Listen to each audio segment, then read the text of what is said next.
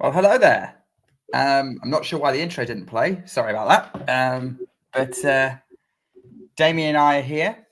Hope that you are you're strapped in for a very interesting time on Talking Tennis, as we have the final women's quarterfinal of Madrid ahead of us. It's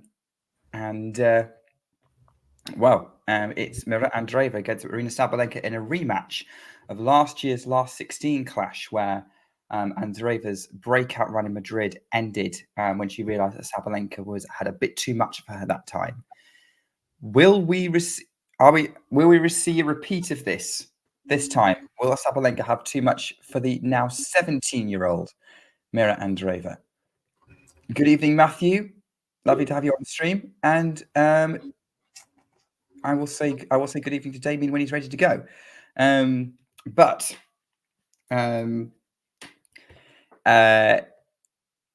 let him re-add himself when he's ready.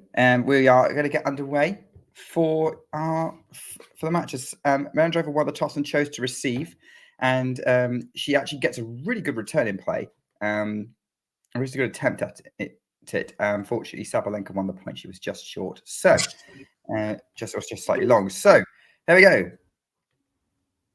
Dave, I was just making myself comfortable, and apparently in the process, I eliminated my mic or camera or both, whatever. Anyway, I'm here. I am a little afraid, to be honest. I am a little afraid of a beatdown.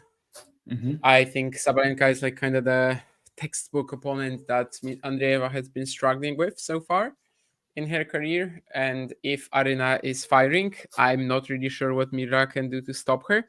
But I am also hoping that, this will be a more competitive match. I think it would be good for even women's tennis, if I can go that far. I mean, just to have Andreeva sort of join these ranks of the top players already. Okay, so you think that a win today for Andreeva would confirm her in that category? It would be a nice, return back on track sort of moment, right? I mean, the last couple of months were pretty tough for her. Even making the quarters here is already really good. But she hasn't had that sort of statement win yet. I know that, she's beaten Ons and stuff, but that's not really the same ballpark to me. Yeah, she's beaten Ons. She's beaten Barbora a couple of times. I think Mirra is definitely showing that she can beat the rest of the field. It's just and compete with the top 10, the bottom part of the top 10. The top part of the top 10, that is the current top 4, is a whole different story for pretty much the whole field. I would say 3 in terms of like how players are getting demolished by them, but yeah, it's definitely a different deal to beat a Sabalenka. Maybe a Sabalenka is like less even thrilling because, Aryna can have like really poor performances compared to Rybakina and Świątek this year. But still, it would feel huge for Mirra to do it. I see that there was some support in the chat as well already from Alejandro. I always wonder when I see this guy in the chat. I don't know if he's still there because he actually wrote this message 4 hours ago. But there's this Italian tennis player, Tommaso Companucci, and I just always wondered whether they are related in any way. But, I guess I might not get to know that today. Anyway, hello, guys. Yeah. Yeah. Well, it's balanced out by Jake supporting Sabalenka. We'll see if Alejandro returns to support Mirra. And there's definitely some Mirra supporters in the Talking Tennis community. I know Terry is a big fan of Mirra Andreeva. And was trying to persuade me to make her one of my favorites. And though I am very excited by her prospects, her game style hasn't necessarily won me over in terms of having an emotional connection to that yet. But she's holding her own here so far. The first point of this game that she's on, she kind of struggled to deal with a powerful forehand from Sabalenka. But the following 2 points, she's held her own pretty well. And I think that would be a good start, is even if she avoids a beatdown, it's a sign of progress for Mirra Andreeva. Oh, yeah. I mean, I'm not saying she has to win this in order for this to be a step forward. I just kind of hope that, one thing, we're going to see Sabalenka playing as well as she has been this event. And honestly, I actually didn't see the Montgomery match, but both against Linette and against Collins. And that against that version of Aryna Sabalenka, Mirra is going to be competitive. Like, that's the best outcome here, regardless of who wins. And that's what I hope to see. But I don't know if I'm a believer quite yet. Yeah. I mean, as Andreeva's trying to say, she's just double faulted at 40-15. So she's making life harder for herself. Are there any obvious places that Andreeva's game needs some development in? Or is it literally just experience? Well, it's definitely not just experience, but I also don't think there are many like obvious spots we need to work on. I mean, last time when they played, by the way, that's a lovely backhand down the line, obviously, and an example of, I guess, not allowing Sabalenka to just have it all for herself in this match. Oh, yes. But I've seen it, yes. Yeah, I would say that definitely when they played last year, she was just completely overwhelmed by the power of Sabalenka. Like, that's something you can probably learn to face, to handle, right? Especially as a player with like such varied defensive qualities as Andreeva has. Mhm. So I think that might be something improvable. Just, she hasn't really played opponents like this before, and I guess that's mostly who she's been losing to, like either matches where she is the one dictating and like kind of gets a bit nervous about it, or just someone who completely dominates her off the ground. So well, this match should help her regardless kind of how it goes, but it might be of big help, and it might be just a little step forward. Well, that was something of a step forward, given that Sabalenka puts a forehand into the net off a Andreeva backhand up the line. Another great backhand up the line from Andreeva. And that's probably the first positive point against the serve that Andreeva's played. That gives her confidence that she's in this match for sure. We're seeing the rally next, and Sabalenka paints the baseline with that forehand and then opens up the court front inside out. Forehand winner there.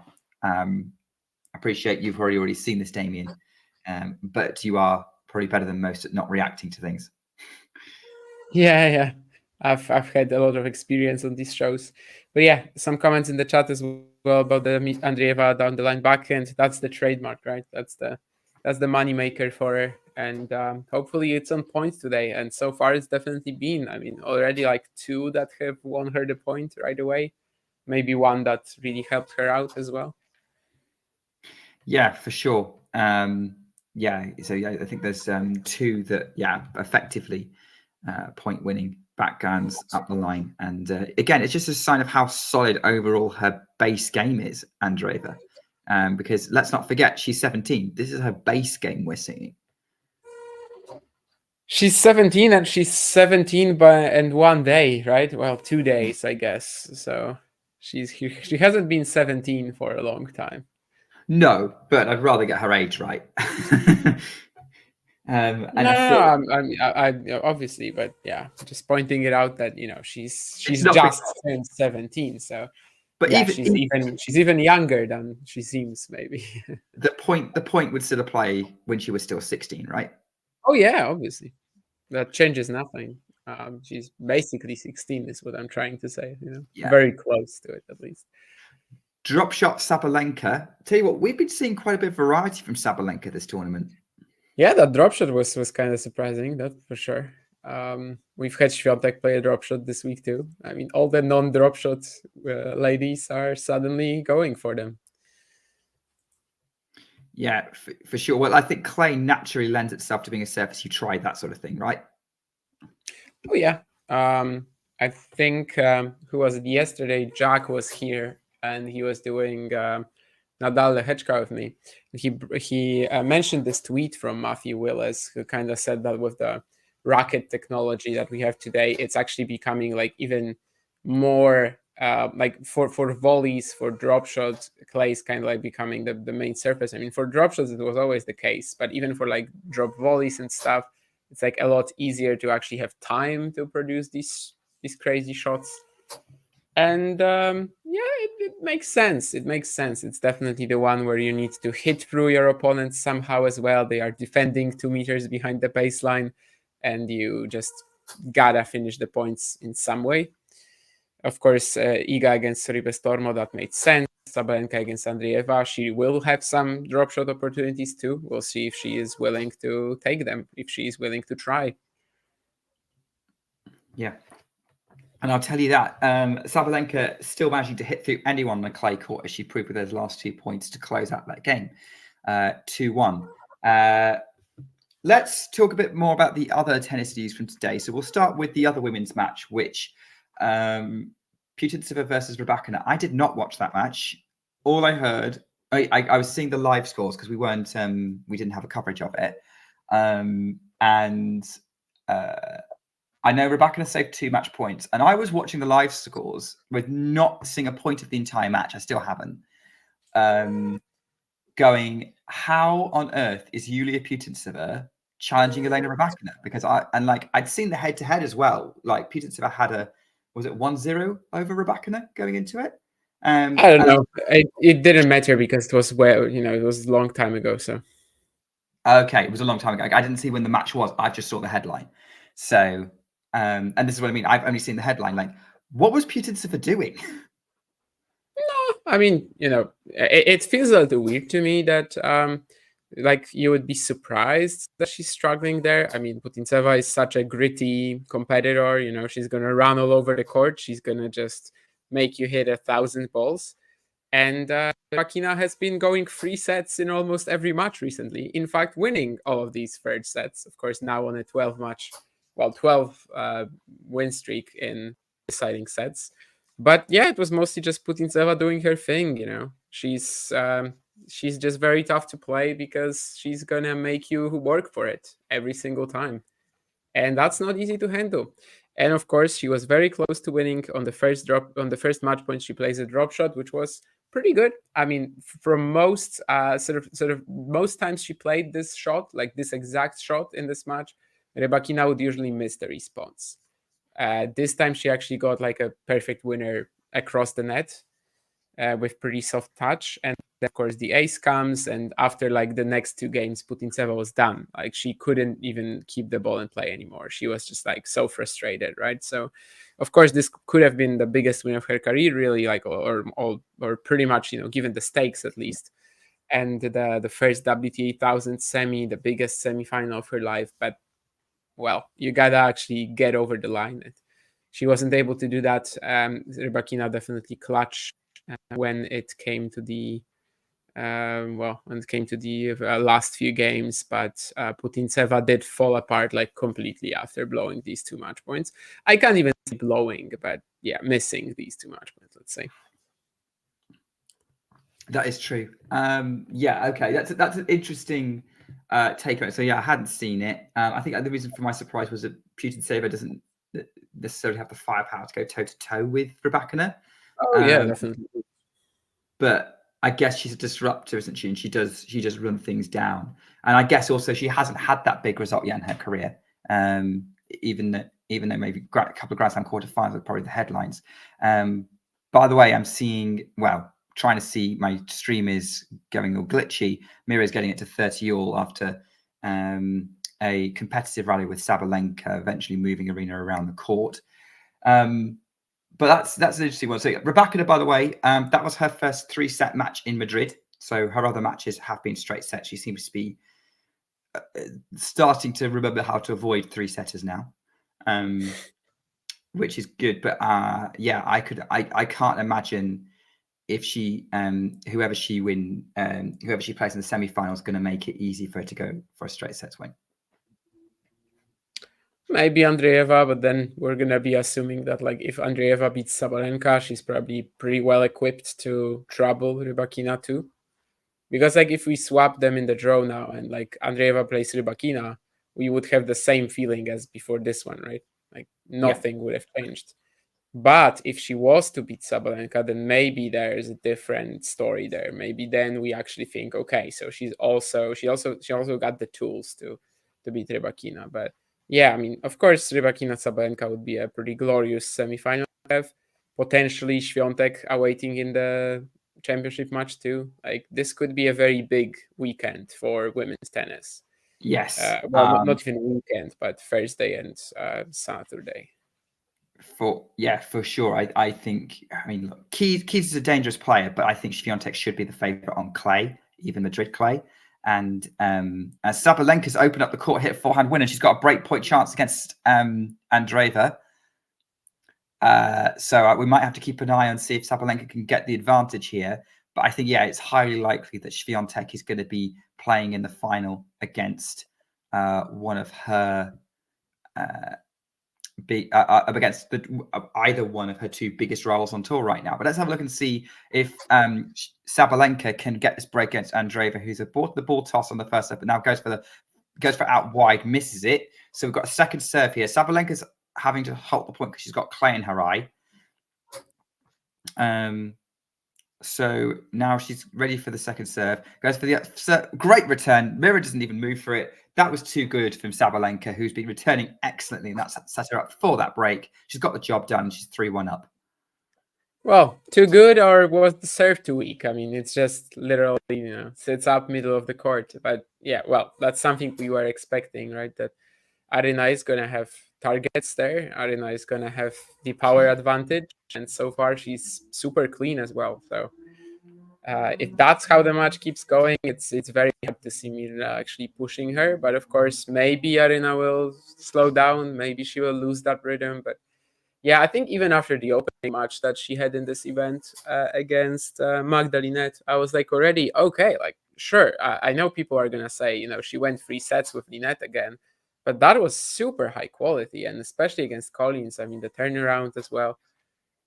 Sabalenka is looking quite scary here. And of course, she loves these courts. Already won it twice.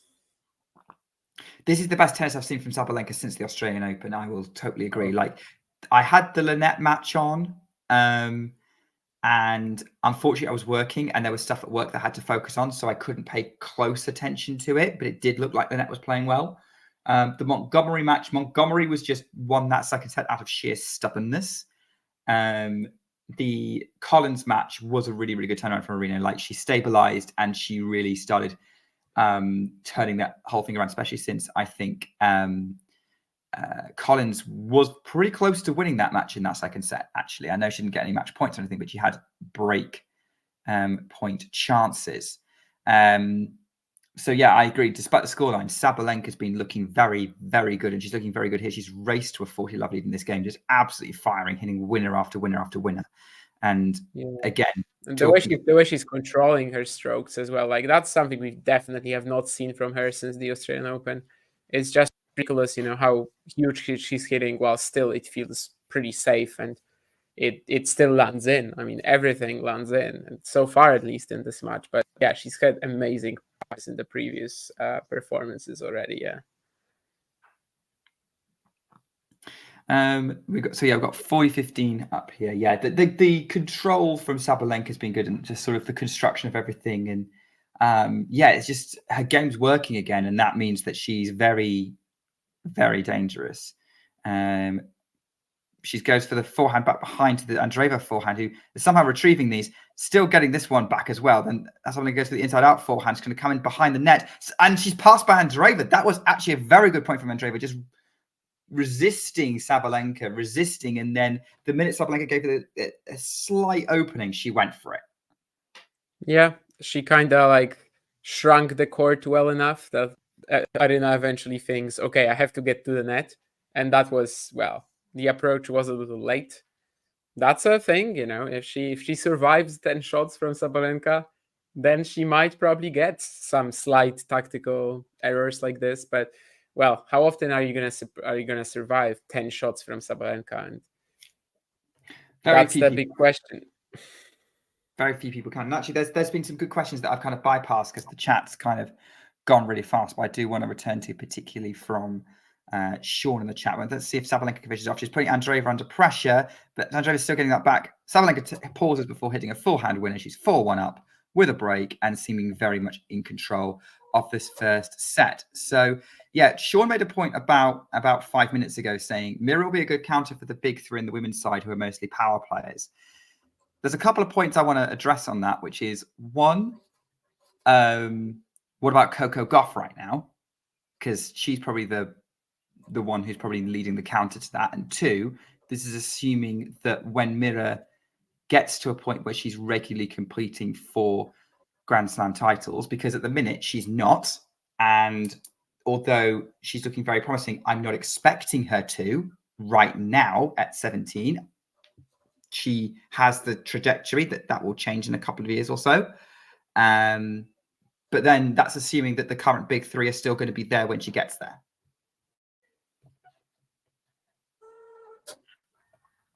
Yeah, can't really tell you when people are getting excited by Andreeva, like what sort of age she was. There was a question about this somewhere. Yeah, that was or Matthew. at Yeah, least someone.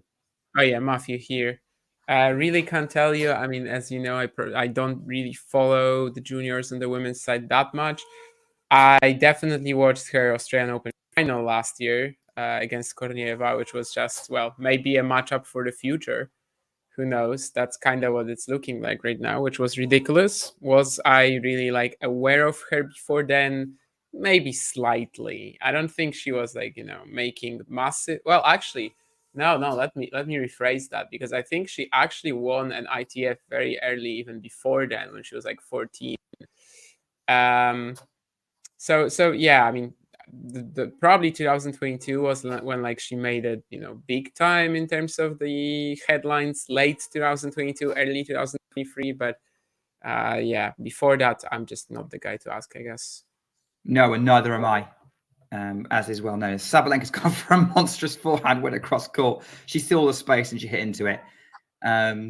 Short is saying, should we go easier on Mirra because she should Sabalenka go easier on Mirra because she's young? No. Absolutely Sabalenka, not. no. Like any top no. player, no, it doesn't matter how old your opponent is.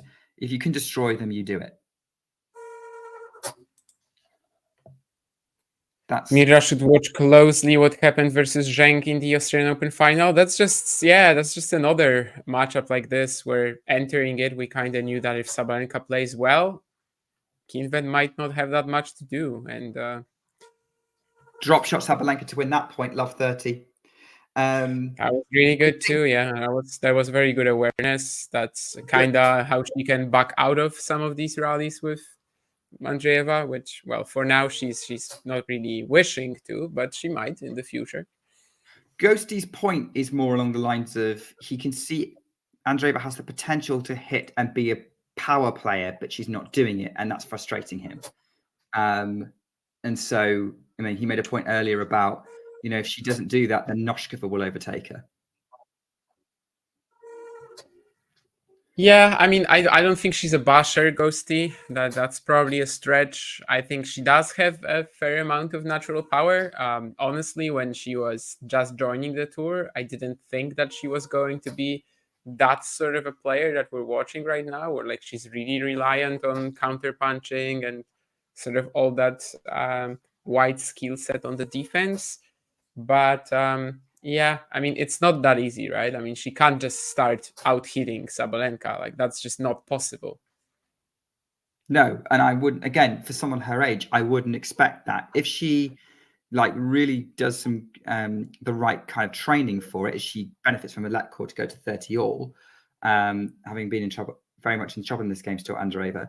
If she does the right kind of conditioning and the right kind of training on the court to really make the most of it, then there's no reason why she could start hitting big more regularly. But I'm also an advocate for, I don't think tennis is a game where you have to hit big all the time to be successful. It's trending towards that direction, though. Like, it's getting tougher and tougher to make it in tennis with a defensive game.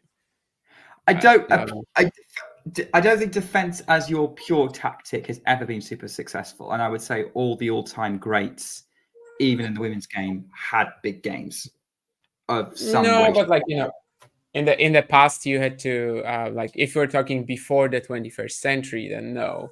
But like later, I think especially at beginning of this century, maybe we did have like a significant amount. Aryna, Venus, Davenport, Sharapova. Well, yeah, I guess maybe. Maybe the defensive players were only getting to like top 5 and not further.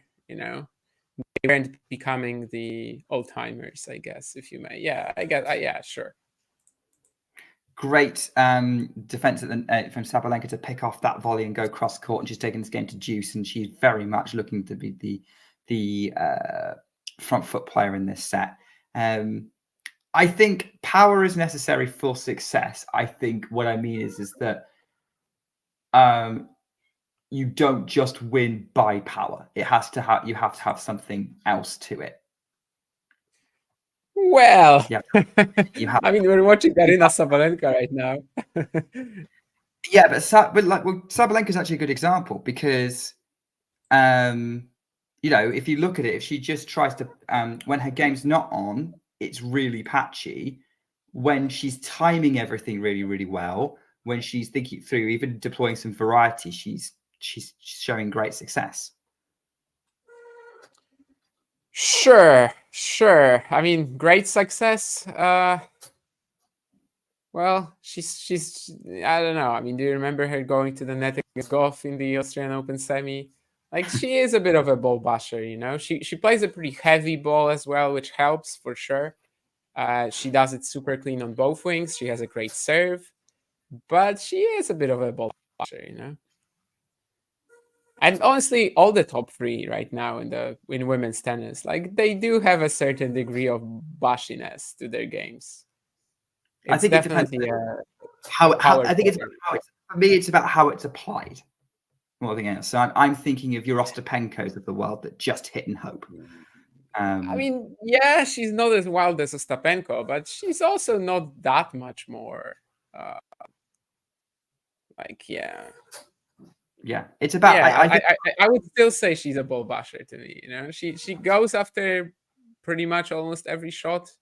Obviously, she has more regulation than Ostapenko, but like Ostapenko is just a complete and utter, for some a disgrace, for some an absolute sort of miracle. That she's on the tour, that she's won a slam, and that she's one of the best players in the world playing like this. But to me, Sabalenka is still very much reliant on one thing, and it's power of both wings. Which for me is what makes her less interesting to watch for me compared to the other two of the top three, if we're not including Goff. She's more reliant on power than Rybakina and Świątek, but I mean they do have a certain degree of that too. Ghosty, I'm not gonna say that. I'm not gonna say that. This is something we've got to have a conversation about off stream because I'm a bit out of the loop on this. Sabalenka's serving for this at 5-1, by the way. She has broken Andreeva again, and we've obviously had this very interesting chat around power players and sort of whether Andreeva needs it at the minute. I don't think it really matters how much power Andreeva has. She's not, even if she had bigger hits, I don't think she'd be coping very well with Sabalenka right now either way. Sabalenka is just in full flow right now, and she's at 30-15. Andre Rollenberg? Andre the Giant. There's a lot of names. 30-15. Aryna Sabalenka serving goes up the tee, forehand in play from Andreeva on the inside out, forehand, then she has to defend for the Sabalenka backhand, forehand cross court from Andreeva, Sabalenka goes up the line, backhand Andreeva to the Sabalenka drop shot. Andreeva comes in, it wasn't Sabalenka's best drop shot at all, and Andreeva picked it off pretty easily. Yeah, that was maybe a little misguided, but she can afford it. She's 5-1 up. Yeah, I think she was kind of going for it. Hello, Nico. Lovely to see you here, all the way from Greece. 30-all. Let's see if Sabalenka can put this away to put away the first set. We've already got about 30 minutes on the board. 28 on court. Forehand Sabalenka up the line. Andreeva's trying to run it down. Somehow gets that back. Sabalenka should finish it off, and she does. Set point Sabalenka.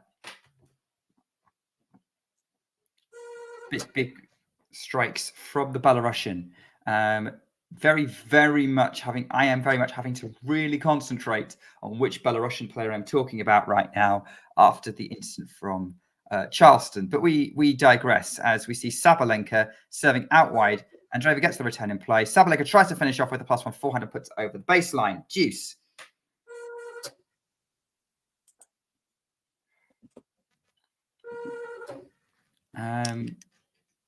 Right, so we've got Sabalenka not making life easy for herself. That's probably the first big, silly, unforced error from her we've seen for a while. This match goes out wide in the first serve.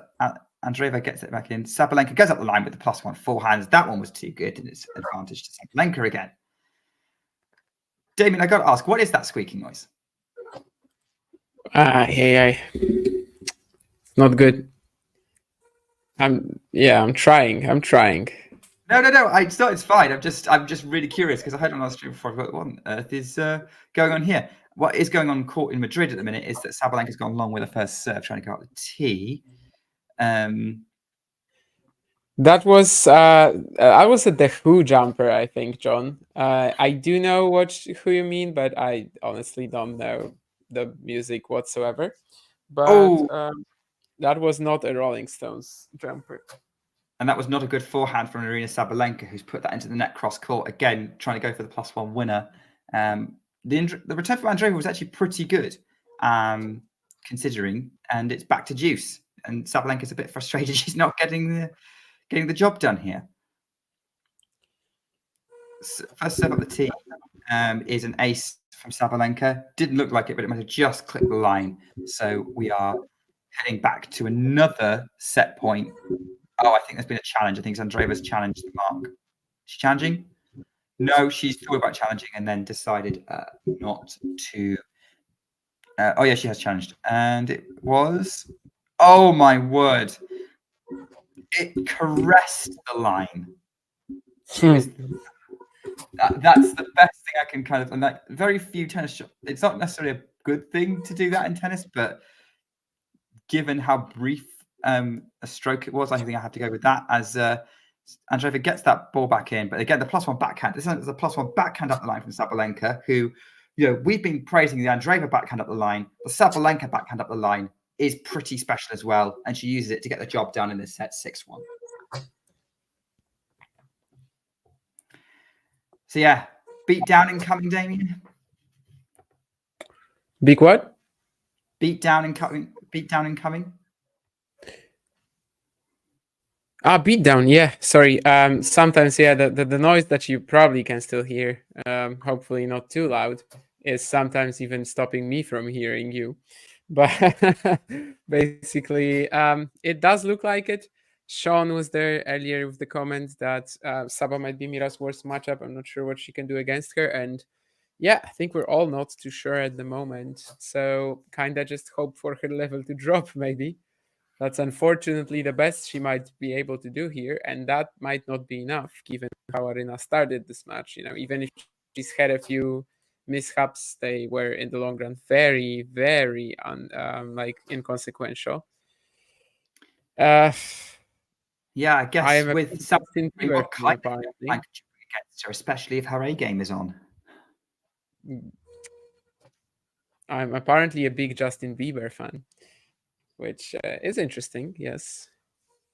He's just you can see my wall. You can see my wall. You can see the European flag, European Union flag. What would I hide? A Justin Bieber poster or the European Union flag? Damien, I'm going to give you a word of advice. Not that I need to for someone who's an extremely experienced streamer as yourself, but ignore the troll. You're talking about John here, by the way. Yes, I am. Yes. But personally, I don't mind. I don't mind engaging in this. No, it's fine. By the way, I really don't, don't get riled up by this or anything. Oh no! I'm doing this I'm saying it to wind John up. By the way, I've just seen a clip showing apparently that it's 10-all in a deciding set tiebreak between Gilles Vliegen and Ceballos and his partner. So that's interesting. That's an interesting development. Court been quite good. Yes, Ceballos. Yes.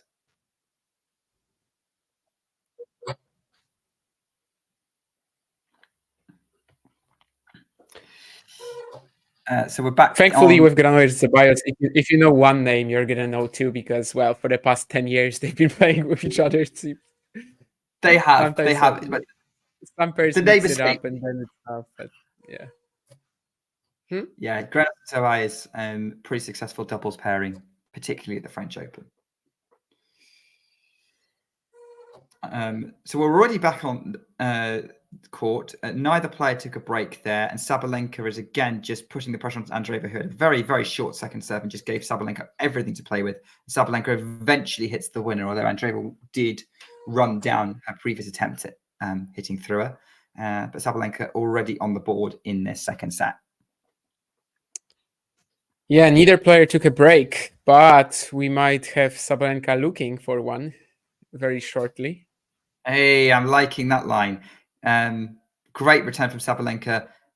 Andreeva puts the +1 forehand out under pressure. So love 30, and this is like, maybe Andreeva should have taken a break because at the minute the momentum seems very firmly behind Sabalenka. That Świątek had a quarter was a bit like, well, I guess a good example in the end when and how to take a break, but it was like the classic Świątek thing, right? I mean, she loses the first set and then she goes out for like 10 or 15 minutes. And I was thinking, like, it's really long. I mean, does that really make sense? But of course, she came back and she barely gave Haddad Maia a chance until the end of the third set. So I suppose that was a good example of how to use that. And actually, in the same match, Haddad Maia took a break after the second set, came back, made no difference. Yeah, she did win a couple of games, but I don't think she won like the first two. Yeah, pretty much we can say that it made no difference. Yeah, she had to get the momentum back during the set, not at the beginning of it. Another super short second serve from Andreeva, but Sabalenka overhits the return. It's 30-all. I guess John still hasn't said which takeaway he's doing because he asked us to guess the country, the nationality of the takeaway, and I guess he still hasn't said it. I'm going to guess Polish. Yeah, what Polish takeaway would you have in Bonn? I don't think you know there's such a thing as a Polish takeaway in the UK, to be honest.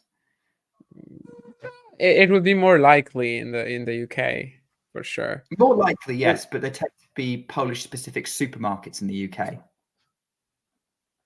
Yeah, there could be like a pierogi joint somewhere. There could be some sort of thing with sausage. I'm pretty sure there are Polish takeaways in the States. I think in the States there would be Polish takeaways, actually. By the way, Andreeva helped that game.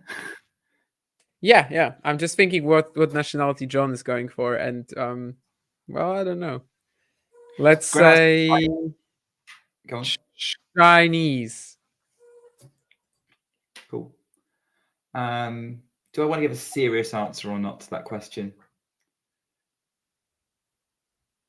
No, I'm not going to give a serious answer to that question. Yeah, Granollers and Ceballos are through 12-10 in the deciding set tiebreak. Marks that match as one potentially to watch, and so far proved right. Certainly much more competitive than this one's turning out at the minute. Forehand off balance from Sabalenka, which allows Andreeva to hit behind her, come in off the short ball, goes to the forehand to the Sabalenka forehand. That's dangerous. I think that was not great tactics from Mirra there. I get what she was trying to do, but she was basically hitting that right back at Sabalenka, which had an up in that rally. 15-love.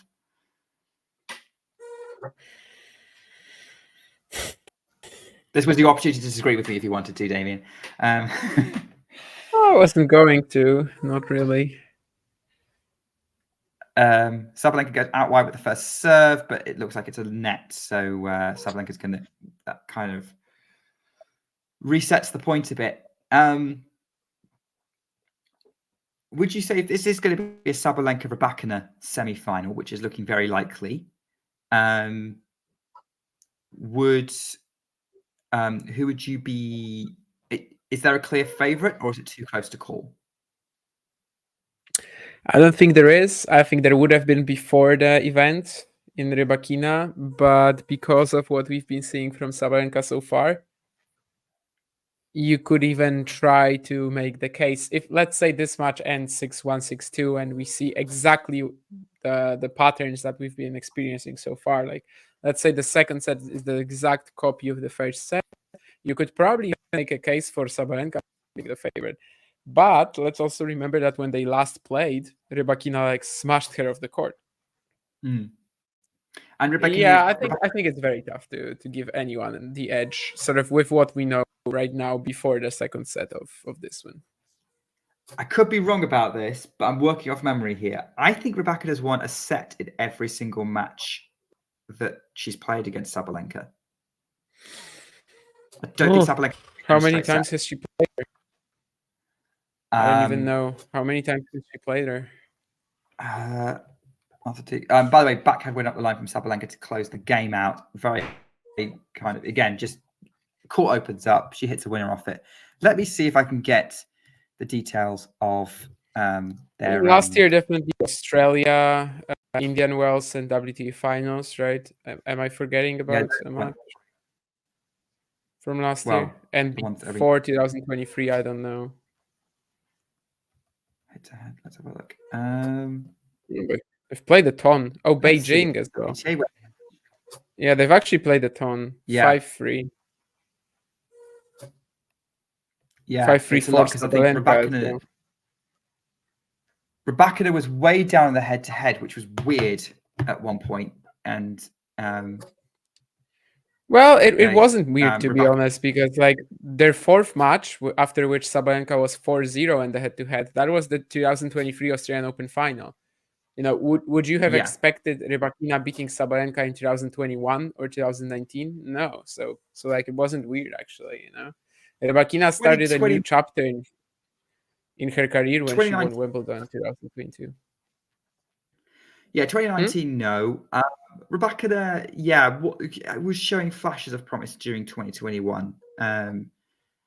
But yeah, I think especially 2020, like early, just before the pandemic, she was super good. But like, no, Wimbledon 2021, you surely wouldn't expect Rybakina to claim it.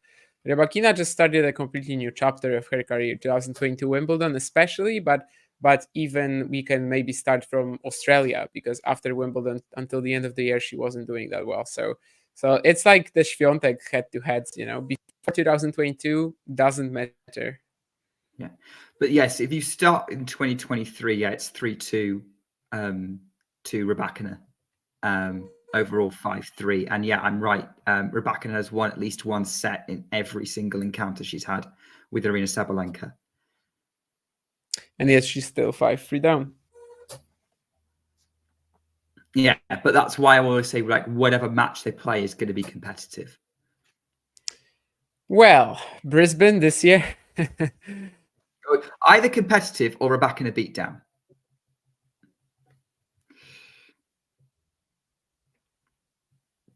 Why is it easier for Rybakina to have a beatdown against Sabalenka than Sabalenka to have a beatdown against Rybakina?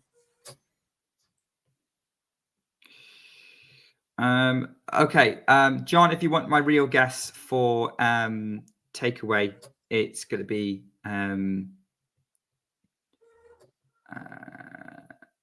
going to go with Greek, because that seemed to have prompted something in your mind when Nico joined the chat earlier.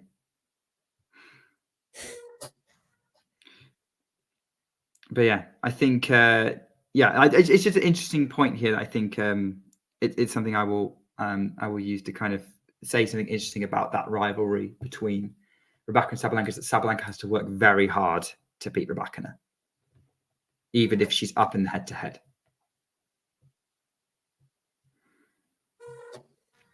Two 2-1 Andreeva, by the way. That's a very good hold from the Russian. Probably her best game this match. Her best serving of the match, probably. Kind of made this game uneventful in a way, which is good. I mean, you want games like this, for sure. Yeah, for sure.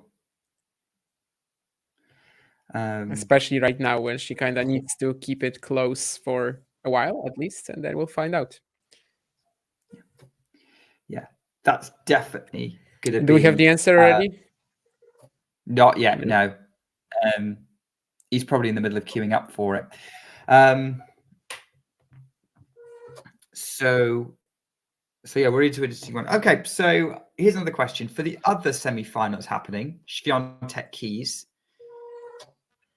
If Świątek comes through that, is Keys the best possible warm-up for her for whichever opponent she ends up playing in the final?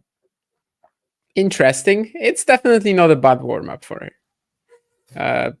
Is she the best possible? Probably not best possible, but a very... No, but like, why not? Like, who's the better option, a player who's very aggressive, but not necessarily in terms of like net ventures, but really about that big ball striking of both wings, really. Like, she's up there, she's a decent warm-up. I mean, we'll see what sort of a warm-up she is tomorrow, and also, is she even a warm-up? Because of course, Madison Keys, if there's one thing that she's sort of famous for, is definitely like blowing away other successful players, like just totally destroying on her someone high ranked on her day. Like, that's kind of the thing that Madison Keys does a lot. So, and she's already done that to Świątek in her career. She did that in Cincinnati 2022. Yes, it was a bit of a distraction despite 6-3, 6-4. I think they've had a match that was less competitive and Świątek won it, but still. And yeah, I mean, if there's any chance for her in clay, it's gotta be here. I still don't think I truly believe it. The way that Madi has been playing the love 6, love 2 down against Jabber, sort of getting flustered by the variety and then coming back. Here is going to be like a different challenge, the heaviness of the ball that Iga has, and like having to stay super aggressive while keeping the error count low. Like, it just kind of requires another perfect match from her, I guess.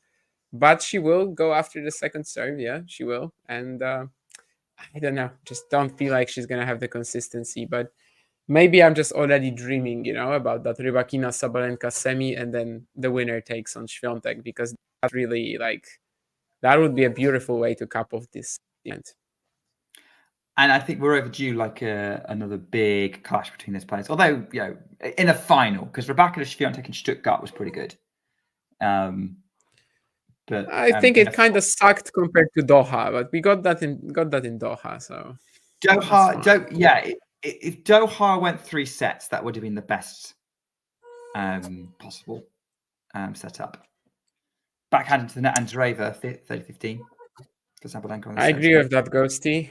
I think the WTA stats are ridiculous. The fact that you just get first serve in and you don't get points won after the second serve, for example, there. But instead you got all that winners, unforced errors, like super weird counting from them. And you don't also even you just get the same depth of stats, right, that you get on the ATP. So yeah, you don't even get unforced errors sometimes. I mean, yeah, on the ATP as well, like in 250s, you're not gonna get that, but on the WTA, they are usually like counted, and I don't know, it's such a weird way. Like, when you actually try to follow the match and see the rights, they're gonna be off by 1,000. But the main problem is probably the sheer depth of stats. I mean, it could be improved on the ATP too, but just the amount of forehand, backhand speed, for example, that we get, the amount of slices, well, let's say the percentage of slices you're playing, the whole breakdown of which shot gave you this amount of winners, this unforced errors, this number of unforced errors. Like, it's just, the depth of stats is just incomparable, which is just one of the very many, one of many things that the WTA is behind on in the organizational side of things. By the way, we have Sabalenka holding.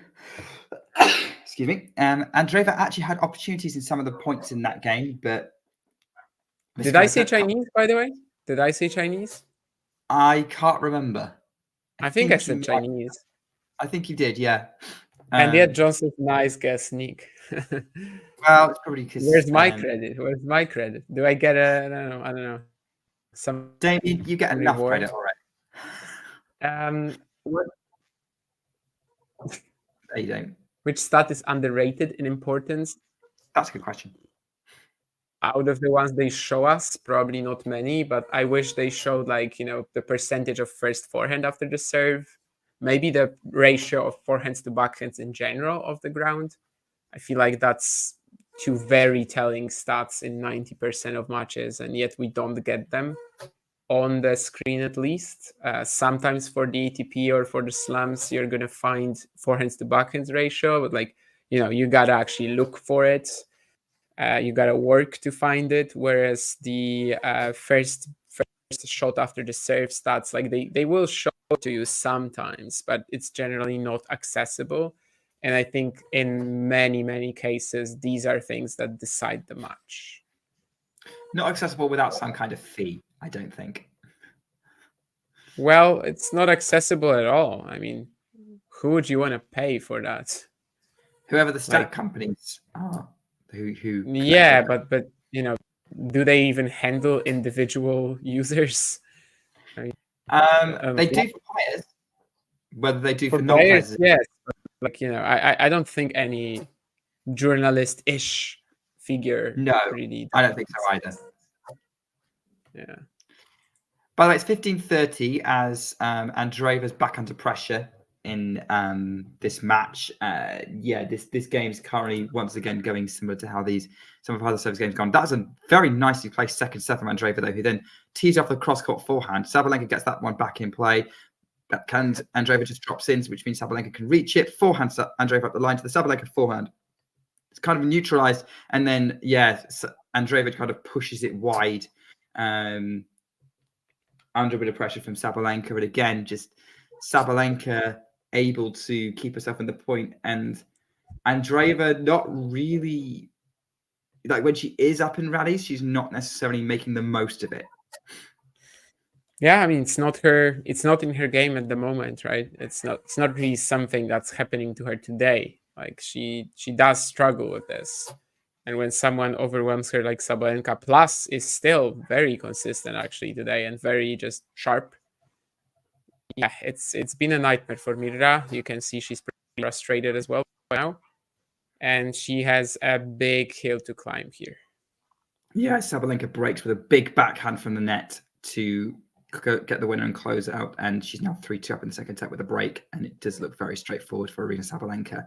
I mean, would you say maybe you're the wrong, maybe some of the people, you're the wrong person to ask, given you are fairly young, but is Andreeva's kind of strengths and maybe also challenges similar to Martina Hingis, in that Hingis wasn't the biggest hitter. She was more of a disruptor, and that helped her a lot because that was a game that could mature a bit quicker, hence why she's had success at sort of 16. But then the bigger hitters came along and gave her a real headache for going into the early 2000s. Well, I mean, the success that Hingis had at 16, 15, that was obviously incomparable to Andreeva, but yeah, the game has evolved. I was thinking about Martina earlier, actually, when we were talking about, like, let's say, maybe not primarily defense players, but like, yeah, just not power hitters, really getting to the top of the sport. I have to say, though, my Martina Hingis watching is mostly from her later doubles/mixed doubles years. I did catch a few of her singles matches for sure, including like some Fed Cup stuff that she played in around 2015. But yeah, I just would have to know more about how her rise to fame, her first rise to fame, came along. So yeah, definitely can't really answer that. Yeah, but maybe anyone who's old enough to have seen Martina play can input on John that. John is old enough. Ghosty is old enough. John, Ghosty, if you remember Martina Hingis, Sean, if you remember Martina Hingis, the granddad's in the chat. Come on. I would, as a inside out backhand winner from Sabalenka there. I would say that, like, obviously it's out there. I've just got to get around to going back and watching the matches, because I would assume that, yes, to be watched where she's won it. Obviously, one of her most famous matches is actually one that she lost, which is against Steffi Graf in the 1999 Roland Garros final, which got very rowdy. Maybe not necessarily the best advert for her game, other than maybe it was quite a competitive match up until Hingis kind of lost it mentally from reading the reports. Generally, like, I wish I had more time to go back and watch old tennis matches. I think you could look. I think it's quite interesting to see how things have changed and the real, like, how the great players really played. But it's a bit of a tangent. I'm not saying I wish that onto the world, but I think a lot of people did that during the pandemic, like when we had no tennis, and you went back and watched something. I can't say I really went that far back. There's a few classic matches that I've definitely watched before, like the McEnroe-Lens Roland Garros final, for example, or some stuff like Federer, Sampras, or something like that. But definitely during the pandemic break, I watched Sampras Agassi in Cincinnati from the 90s. Don't ask me why, but that was a match that I watched in full. And also Isner Mau, the 11-hour, 5-minute clash. I watched it in full. Yes, I watched it in full. I made the Twitter thread out of this, just as a bit of a challenge, and I literally sat down and I watched the entire 11 hours and 5 minutes because Wimbledon posted it on YouTube around that time. You see, I remember that match. I watched it, and I don't know if it was a match I'd go back and watch.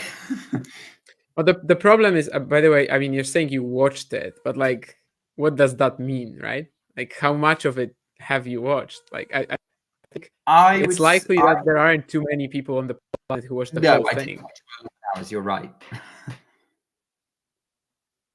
And no one did, because, well, you only start tuning into a match like this deep in the fifth set, really, when they're going for a record, right? Like, they're going for after something that, well, we might be watching a historical moment.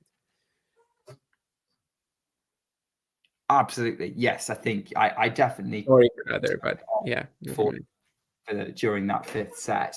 I can't remember this was 14 years ago, so my tennis watching hadn't really matured yet, but it was an experience. I think I remember of that match was very much dominated by two absolutely massive servers. Of course, I mean, otherwise they wouldn't have gotten to 70-68. I honestly can't tell you what my thoughts about it were anymore. Definitely the thread that I did is, you can look that up on Twitter if anyone's interested. But I'm pretty sure that it was just like that, just big serves, some nice volleys, and they just kept going. But it was fun as a sort of one-day pandemic challenge for sure. When you had nothing else to do. Sean, yes, I do agree. The quality of serve after that long, staying that high, was actually pretty impressive. Well, they played 3 days, right? So great practice. Although Isner was kind of dead for his second round match with De Schepper after. Timo de Bakker, I think, not De Schepper. Timo de Bakker, yeah, I'm pretty sure it was Timo de Bakker, and he won I don't think he had an ace, and he won like 50% of his first serve points or something like that, which for John Isner is obviously crazy. But yeah, I'm pretty sure it was Timo de Bakker. And with the 11 hours, of course, that was over 3 days, so it wasn't like they were straight up there for 11 hours, which I guess changes a bit, but still you could see that even a match which was like not that physical but lasted 11 hours over 3 days, second round, Isner was just done. And they actually played each other in the first round in 2011, right, as well. Yes, like they literally drawn in with each other, but that was a short match. Yeah, much more straightforward. I think even back in 2010, only really the US Open, maybe the Australian Open, could have hosted a match that lasted 11 hours straight for a day. I mean, it would be very tough at Wimbledon. I mean, you usually start play at what? Do they start at noon or 11 a.m.? So outside, it would be very hard to. by 9 p.m. because there's not really any floodlights. You're right, because it's noon. It's noon here, and that's why I was thinking of noon. Yeah. So they start at 11, and they would have to go on the outside court 18 or whatever it is, 17. One of the, no, well, definitely 18 or 17, the big one anyway. They would have to go without the lights. Yeah. So for Wimbledon, it was definitely impossible. Apologies if you're hoping that we were describing a bit more of the match between Mirra Andreeva and Aryna Sabalenka rather than a match from 14 years ago. But to be honest, I think we've kind of said a lot of it's been a very similar match throughout. Andreeva's fighting pretty well in the second set, has had some good serves in this one. But Sabalenka, after hitting that forehand winner, I mean, at the minute, Sabalenka is just hitting so many winners. Her game is really switched on, and there's not a lot that Andreeva can do because Sabalenka's just playing really, really well right now, and it's great. It's very impressive to watch, but it's not a competitive match right now. Yeah, I mean, it's fun to watch. I do find it entertaining. It's just that, yeah, there's not that much to talk about in terms of Andreeva actually getting a hang of this or sticking around in the match, because in order to win points, she really has to either rely on misses or, just like in this point a second ago, just hit a couple of stunning defensive gets, and then maybe you actually get a chance. So, well, she will get the game now. I mean, she's still down the break and basically needs a bit of a drop-off from Aryna. Of course, Mirra also recently started working with Conchita Martinez. We'll see how that turns out to be. I mean, Conchita, already an accomplished coach. Yeah. I mean, that's although Gabriel fans might dispute that. There are some Gabriel Muguruza fans out there, or at least people who admire. When did she join Muguruza's box? I'm pretty sure she helped to win the 2017 Wimbledon title. I think she was for at least one slam, right? Yeah, that was my. Helped to win, she's helped to win some success, but there's definitely people out there, mainly people who are Serena fans, who are frustrated that Muguruza stopped hitting as hard as she did when she first came on the scene. Yeah, 2017-18, and then 2020-23 apparently with Conchita. So yeah, I think she was there for Wimbledon 2017. Yeah. So yeah, you're right. Martinez is an accomplished coach. I don't know whether it's something I've really noticed. With Muguruza, whether her game style really changed that much, but as a result. But certainly for the game style that's more natural for Andreeva, I could see Martinez helping her maximize it. Yeah, so with she won one slam with Sumik and one with Martinez, yes. Yeah, that's right. So you talk about Muguruza. I was like, who? What? Okay, that makes sense. Yeah, so that's Muguruza. Yes, Martinez is so far helped Mirra in this sort of last couple of tournaments. I think Mirra might be regretting, Mirra might have wished that she ran into Sabalenka during Indian Wells or Miami if Andreeva wasn't injured at that point. I think she was injured. That seems to be why she was missing tournaments.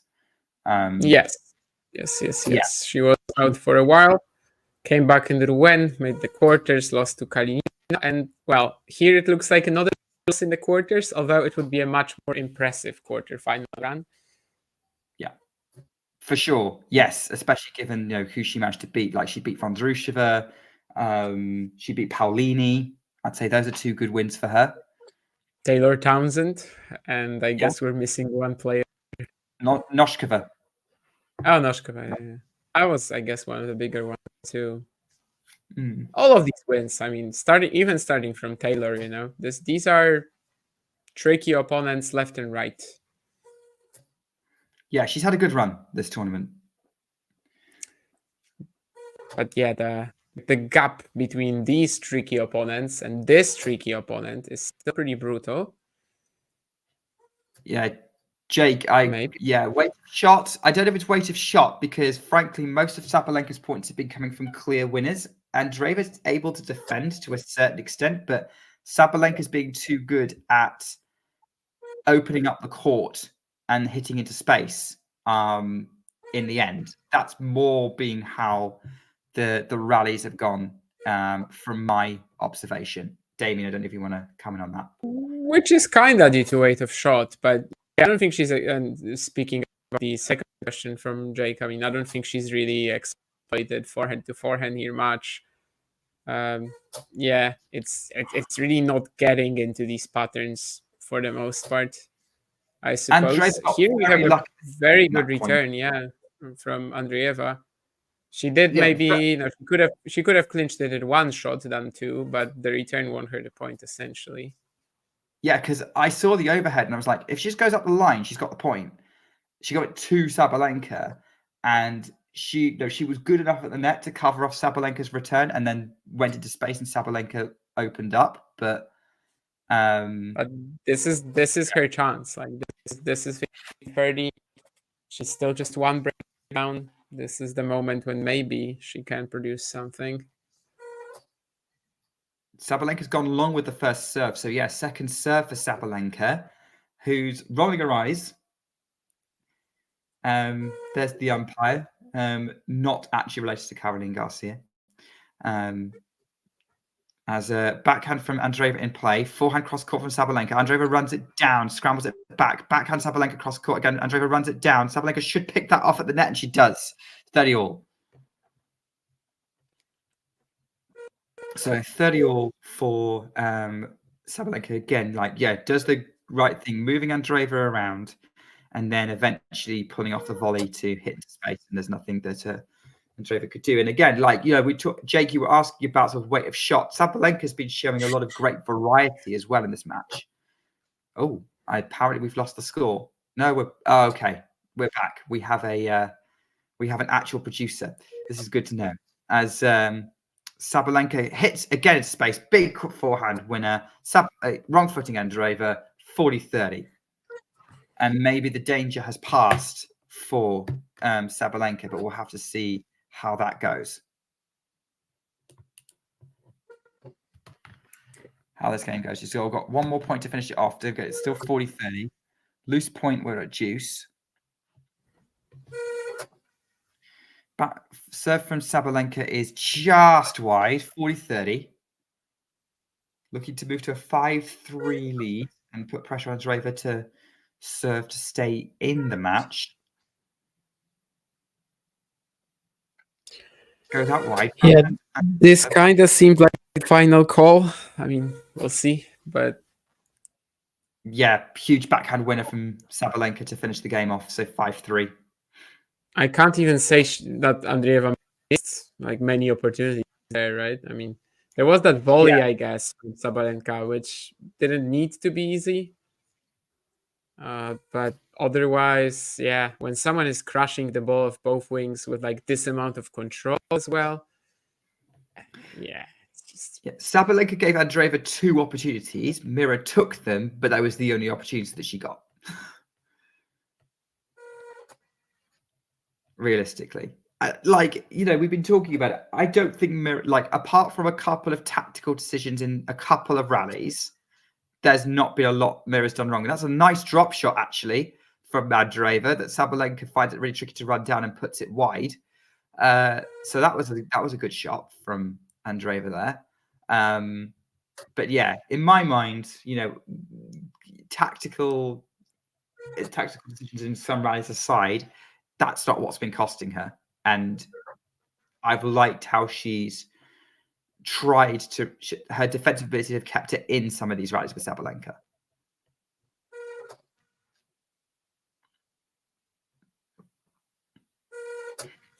My stream goes all glitchy again, but we're into a long rally here.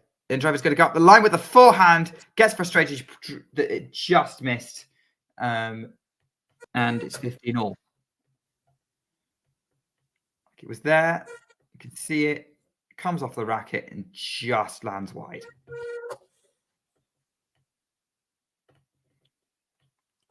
There's some drop shot conclusions from Andreeva here.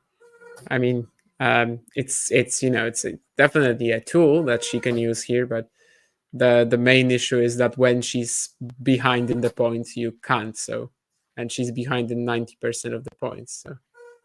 Yeah, it's a good for her. Like, she's used it as a point ender a couple of times. But and she can't keep using it either, because eventually Sabalenka will cotton on to it. But it certainly helped to get to 30-15 here and get a couple of points on the board.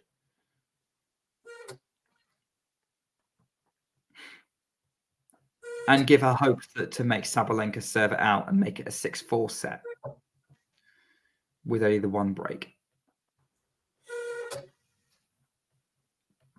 Let's see if Andreeva goes out. Here goes out wide on second serve. Huge return from Sabalenka, as expected. Really short from Andreeva, who's going to try and chase that down from Sabalenka, but it's too much power in it, and it's 30-all.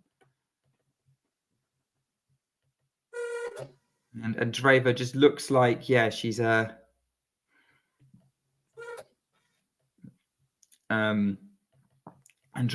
looks like, she's trying not to accept that she's beaten, but it's becoming somewhat inevitable at this point. Aryna Sabalenka is going to receive the Andreeva serve, which is long. You can see the pressure's telling Andreeva to try and get some good first serves and to try and make this a competitive match. Second serve is double fault, 30-40, match point Sabalenka. And Andreeva's really starting to crumble here. Hour and 10 minutes on the clock. Pretty straightforward match for Sabalenka. And it will be the most straightforward possible if she converts this first match point that she's facing on the Mirra. Andreeva serve. Andreeva serving into the ad court. Seats 30-40. Serves. Backhand from Sabalenka. Forehand cross court. Andreeva short. Forehand Sabalenka cross court. Andreeva tries to get the line. Again short. Backhand Sabalenka. Again Andreeva running that down. Backhand cross court. Wide from Sabalenka. That was trying to be a point ending shot. It didn't end up happening, and it's back to deuce. First match point missed.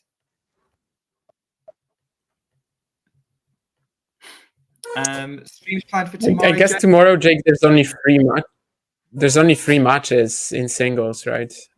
Personally, I'm off tomorrow, so 3. Yeah. Why 4? Hang on. So there's the 2 women's semi-finals. Yeah. Then there's Sinner pulled out. Yeah. I have not checked Twitter all day. I don't know what's happened. Well, Sinner pulled out. No, I don't know if he has. Because it should be 2 men's quarterfinals tomorrow. Sinner pulled out. 4 matches. Okay. Sinner pulled out. That. Thank you. Advantage Sabalenka, match point. This is indisputable.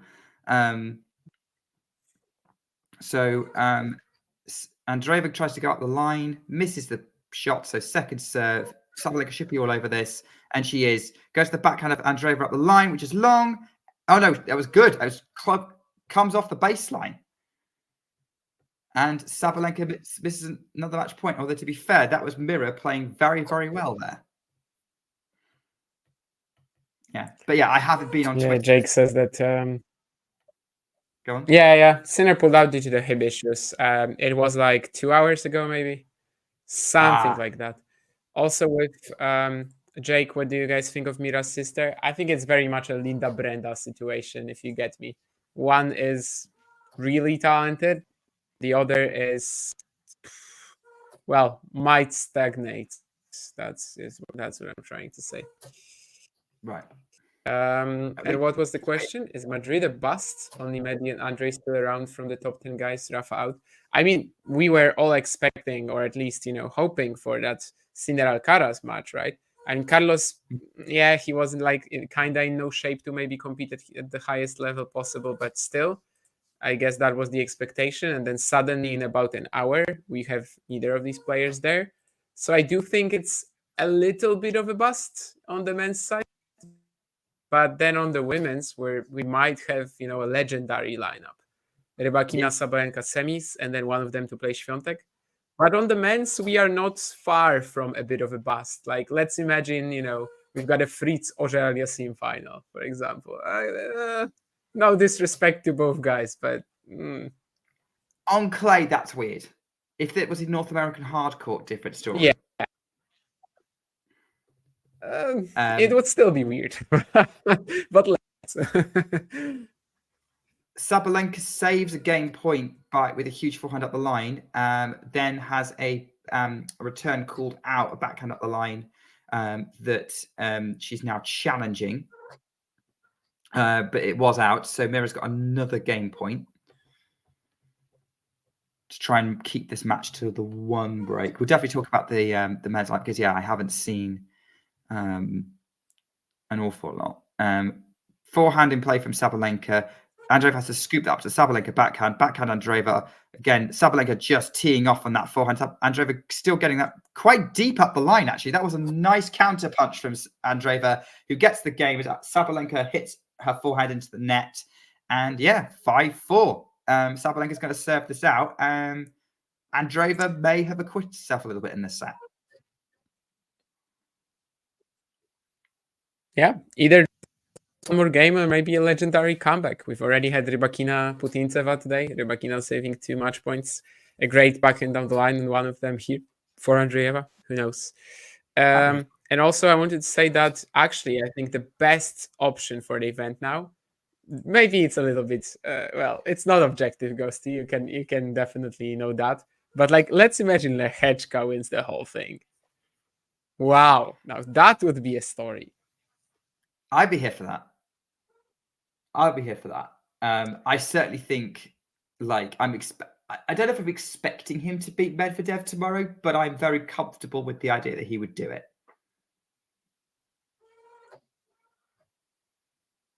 In terms of I don't think it's a dead certainty that he beats Medvedev. But I would mark. I look at that match and going, who thinks that? I mean, who says that? You know. I mean, Medvedev is the betting favorite there. It's probably also to me, it's just very close, I guess. But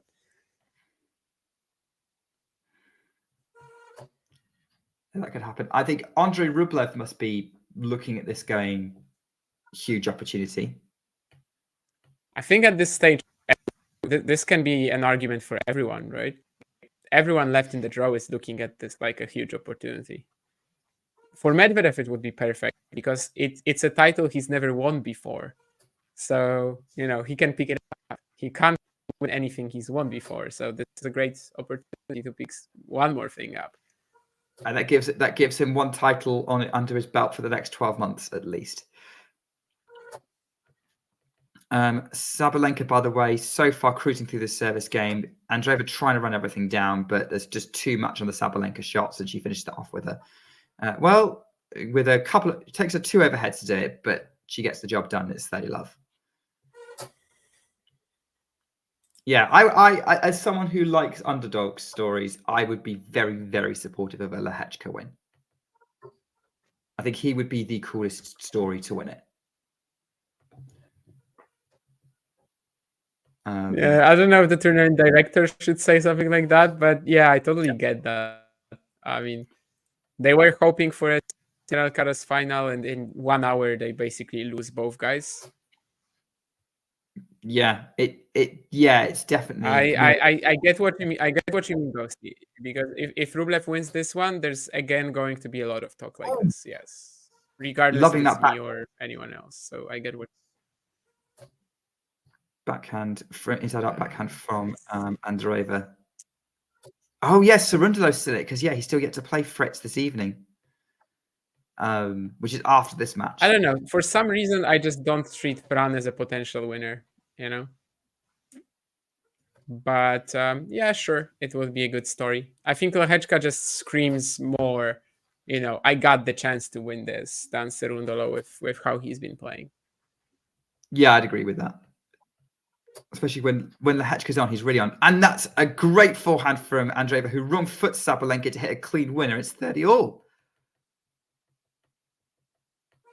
Okay, that was pretty good. Let's see. This match could be getting interesting here. Maybe not. Maybe it's a bit getting ahead of ourselves. But 30-all on Sabalenka serve. We haven't had that too often in this match. Sabalenka serving at 30-all, goes out wide. That's nice. that 40-30 match point. Sabalenka immediately silences any dissent, any whispers of dissent with that one. Third match point for Aryna Sabalenka, and I'm aware that I'm a little bit behind, but let's see how this one works out. Sabalenka goes out wide, missed the first serve. She's got to do it on a second serve now. Does Aryna Sabalenka, the defending champion here in Madrid, to set up a blockbuster semi-final, put away the now 17-year-old Mirra Andreeva. Just about gets the second serve in, then goes for the forehand cross court. Andreeva defensive slice on the forehand. Andreeva has to deal with another defensive forehand, which he puts long. Sabalenka is through to the semi-final, 6-1, 6-4. She was clearly had the advantage in this match. There's no arguing with that whatsoever. But she sets up a mouth-watering encounter with Aryna Rybakina in the semi-finals. That, if nothing else, is going to be the highlight of our Thursday. Yeah, I mean, what a showcase for women's tennis this can be, especially if Iga beats Keys and we get a final, between the top 3 players in the world and a semi-final between the top 3 players in the world. And especially with Aryna, just clearly coming back to great shape this week. This was probably the most brutal performance of the lot too. This was the one where there's like no letdown for even a second. I won't even say that Andreeva did anything wrong. Like that's really where her game is at the moment. Against this Sabalenka, she just can't compete, and very few can. But yeah, with how brutal she's been this week, Aryna, and then Rybakina, obviously ridiculous win-loss stats for the year. So much determination as well to come through all the 12 consecutive free-setters in a row. Yeah, it just looks amazing. I hope I will be able to watch it. I'm not sure if I will be, but it just looks amazing. I think any Aryna match is amazing. The way they kind of compete with each other is always impressive, especially during the first sets. So I'm definitely looking forward to seeing how that one works out. And they're both playing. I would say they were both playing pretty well up until today's match between Rybakina and Piatova, but I haven't seen it. Today, did Rybakina play well? I think it was definitely a bit of a mess, but well, she was again just extremely good when it came to the crunch. I know I was maybe saying something about the WTA statisticians earlier, but well, they counted 35 winners for Aryna today, which might not be far from the truth. And they also counted 13 unforced errors. But that's the sort of quality of performance that we're talking about here. Yes, she was absolutely stunning today indeed, and there's just nothing that Andreeva could do. But the semi-final tomorrow, that looks extremely close. That looks extremely exciting. Yes, absolutely. I think for Andreeva, she can walk away knowing that she was just blown off the court by the better player today. Like 35 is about the right ballpark. There was just so many clean winners from Sabalenka. And Andreeva made very few errors. I say 11 unforced errors. It's not that many that you could, in the grand scheme of things, for a straight sets match. And but we can't really look at unforced error stats for Andreeva, because if you're pressured 95% of the time, then you're not going to be making unforced errors. They're all going to be forced. So but exactly, Sabalenka. There's a famous match between Lucic Baroni and Radwańska in Miami, I think, where Agnieszka Radwańska hit 5 winners, 1 unforced error, and got completely blown off the court, because Lucic Baroni was, I think, at maybe 38-5 or something like that. But basically, I mean, if someone is pressuring you like this, you're not going to be hitting unforced errors. So that's not really a point to me. But yeah, I mean, she was blown off the court. She had nothing that she could do here. Of course, at some point, she has to start thinking about this. And of course, she will with her team, right? At some point, this is actually going to be a concern, that when she's playing Sabalenka or a similar type of opponent and they're on top form, they're, just on song there, that she basically has nothing to do. that's something that she will have to think about. But for now, of course, this was still a very solid event for her. Indeed. Very, very solid event for Andreeva, and onwards and upwards for the Russian. And it'll be interesting to see if she can develop something to counter these big hitters, particularly the ones at the very, very top of the game right now. I don't know what the order of play is for tomorrow yet. We'll probably find out over the course of the evening. But we now know what the matches will be. It will be Świątek Keys, Rebecca Sabalenka, and Medvedev Lehechka. My guess 4 p.m. is Świątek Keys and 8 p.m. Sabalenka Rybakina. Interesting. So they're putting Medvedev Lehechka on the morning match. Yeah, but that was to be expected, right? I mean, they played yesterday. Yeah, it makes sense. They will play on Friday as well, whereas the women will not be playing on Friday. They will be playing on Saturday. So there was really like no other decision there. Well, I'll definitely be able to watch, have Świątek Keys on in the background. And then we'll see how things go with the later match for Rebecca. Well, actually, also sorry, because of no Sinner. Yeah, I'm actually not.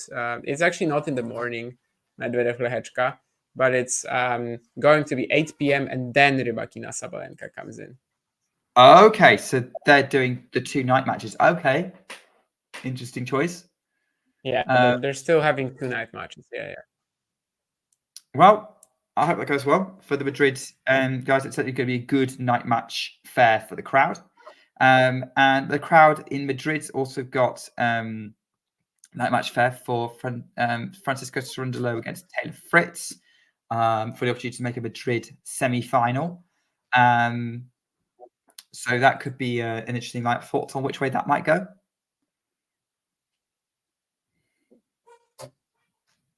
Yeah, Franz Cerundolo Fritz. The more that Taylor can get done with the serve and just early aggression after that, the bigger his advantage is. And in these conditions, I guess that's what he should be able to do. Like, he just has an asset or a few assets that Fran cannot really access. So I think the edge is with Fritz, indeed. And it's mostly based on the conditions. I think if we're playing on a slower clay court, I would say it's super close. It's kind of maybe even for Cerundolo to kind of decide how he's going to compete and, whether he's going to be on one of his good days or not.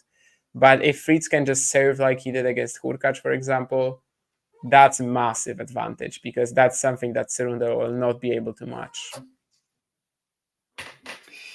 All right. Well, we'll see how that one goes. I agree. So it's going to be on how well Cerundolo plays that one. And obviously the winner to play Andrei Rublev in the semi-finals, who came through against Carlos Alcaraz earlier today. All right. I think that's about wraps it up for me and tennis streams today. We will see sort of what happens tomorrow and later today. Keep an eye on the channel for any more live streams as we bring you coverage of the rest of Madrid, including all the big matches, semi-finals, and of course the finals.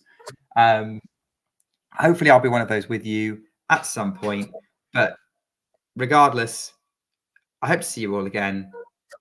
Thanks, Damien, for joining me. And in the meantime, take care and keep talking tennis. If you enjoyed this video, make sure you hit that like button. Don't forget to subscribe and click that notification bell so you don't miss out on all things tennis.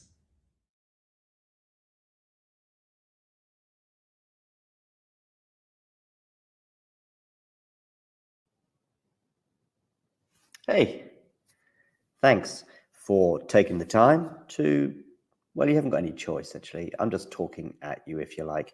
But I'm here also to present to you why I think it's not a bad idea and not that expensive as well if you become a member.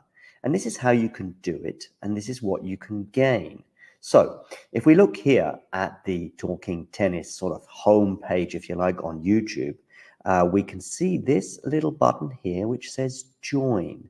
It is also pinned in the live chat as well. And you can also, I think, see it just below most of our videos, certainly the live ones and so on.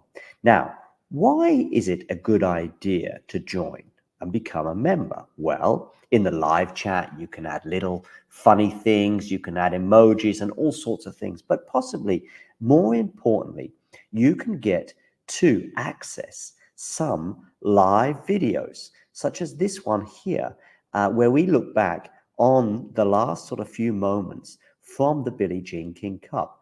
So there are little bonuses such as this one, but there are many, many more. And in fact, if we have a quick look at all of the members only stuff,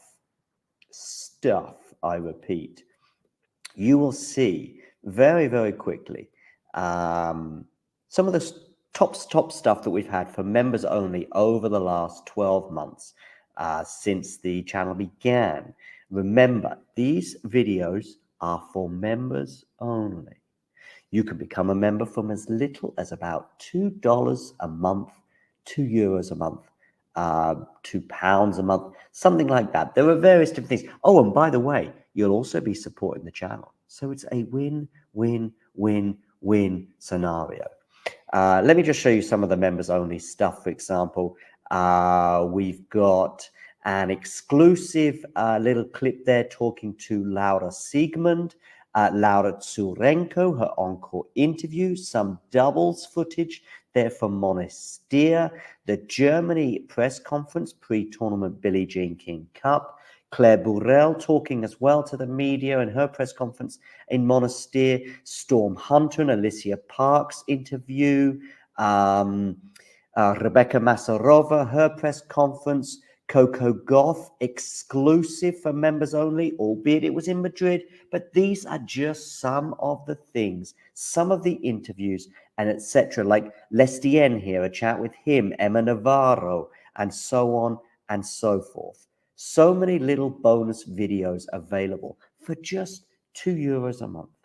So, what are you waiting for? Become a member. Or don't. It's okay.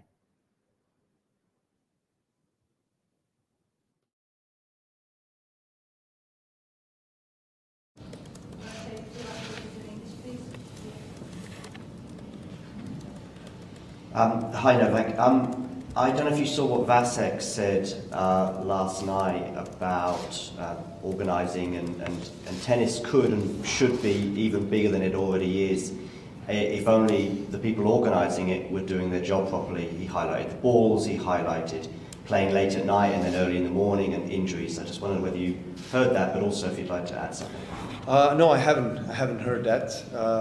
I actually saw Vasek just before I came here to see you guys, but I haven't seen his statement on that. But there's been a lot of discussions on the effect of the different balls and basically every week on the joints and the wrist and the shoulders and the elbows. And I think someone told me that in terms of injuries this year compared to other years is drastically has gone up. So yeah, in terms of the balls, I absolutely agree. There should be some discussion on that. I actually spoke about that with Andrea Gaudenzi, the ATP president, and Massimo, who's the CEO, in Paris during the Paris-Bercy week. And I shared my opinion and my views, and then obviously they are thinking about various different options and ways of how to regulate that and how to make it better for the players and prevent injuries. In terms of the scheduling, I think there has been a lot of criticism and a lot of basically players complaining about it. So I think that should be addressed in a proper way. Obviously, Davis Cup and ITF is regulated differently from ATP Tour and from Grand Slams. You have different governing bodies, different schedules, different broadcasting demands. In the end of the day, we know that the TV is the one deciding, fortunately or unfortunately, but there has to be more, I guess, thorough discussions on that as well.